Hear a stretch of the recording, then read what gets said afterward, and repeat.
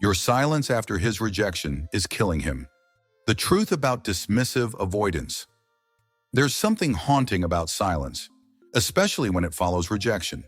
And if your partner was a dismissive avoidant, the silence you're holding on to right now is doing more than just creating distance.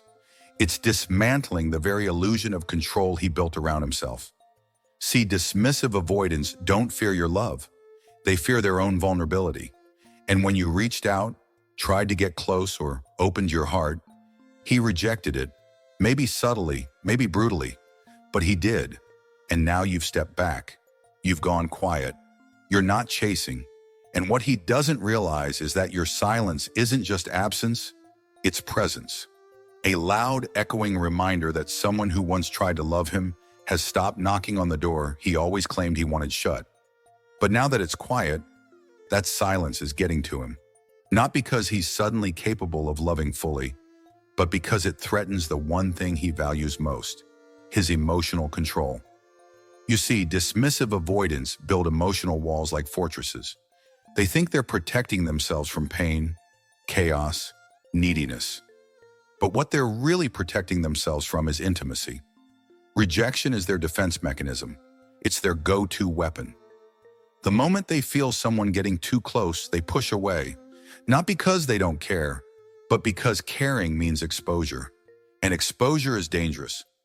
So when you loved him and he rejected you, it wasn't because he didn't feel something. It's because he did. That's what scared him.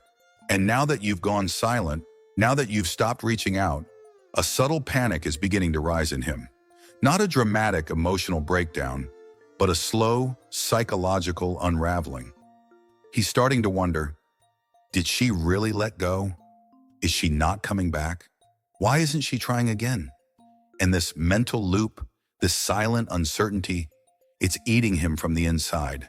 He's used to being chased, to people proving their worth to him, to women trying to get closer, even after being pushed away.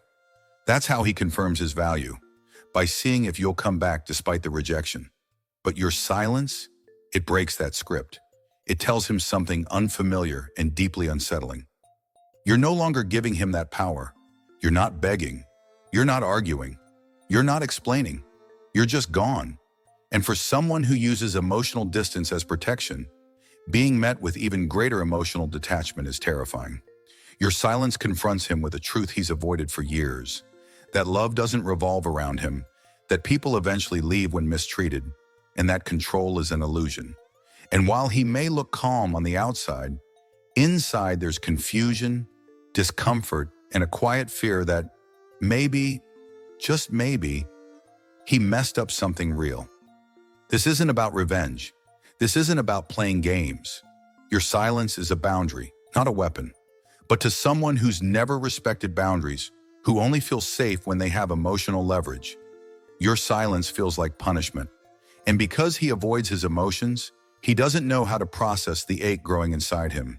He may distract himself. He may date other people. He may convince himself he's fine. But at night, when there's no noise, when there are no messages to read, no tension to defend against, he starts to notice something missing. You, your presence, your warmth, your effort. That energy you used to bring, even when it wasn't reciprocated. And it dawns on him, slowly and painfully, that you were the anchor he didn't appreciate. And now that you're gone, he's drifting, but too proud to admit it. Dismissive avoidants don't come back with apologies. They rarely admit fault. Instead, they test the waters. They'll send a casual message, a meme, a hey, just checking in. Not because they've changed, but because they miss your emotional investment. They miss being desired without needing to risk vulnerability. And when your silence continues, when you don't respond, or respond with boundaries, they start to spiral quietly. Their sense of superiority fades. Their emotional detachment becomes emptier, not safer. And they begin to understand something they never wanted to face. Rejection cuts both ways. The rejection they gave you, it's now being mirrored back, and they don't have the tools to cope with it. Your silence is not just about space, it's about reclaiming your dignity, about realizing that begging someone to love you is a form of self-abandonment, And now, without your energy feeding his ego, without your love softening his walls, he's left alone with the very emptiness he used to avoid closeness. That silence becomes a mirror.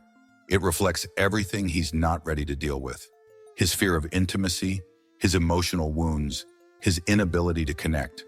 And though he may pretend to be unaffected, your absence is forcing him into an internal confrontation, one he can't dodge forever. And that, more than anything, is what's slowly killing him. Because here's the paradox of the dismissive avoidant. He wants connection, but fears it. He wants love, but can't receive it. He wants safety, but pushes away the one thing that offers it, emotional closeness. And your silence is revealing that paradox. It's showing him that he can't keep rejecting love without consequence, that people don't wait forever, that emotional safety doesn't come from control. It comes from vulnerability, from reciprocity, from trust. And maybe for the first time in his life, he's feeling the consequences of his emotional selfishness. Not through arguments, not through closure talks, but through the most powerful response of all, your absence. And let's be honest, your silence isn't just about him. It's about you. It's about healing. It's about no longer performing emotional labor for someone who couldn't meet you halfway. It's about giving yourself what he never could: peace, self-respect, emotional clarity. And maybe one day he'll try to come back. Maybe he'll send that message, hoping to rekindle something. But by then, you might have outgrown the need for his validation.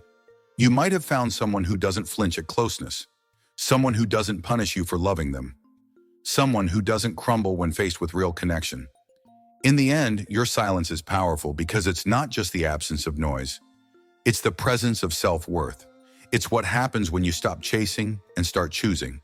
Choosing yourself, choosing peace, choosing a love that doesn't require you to break your own heart just to keep someone else comfortable.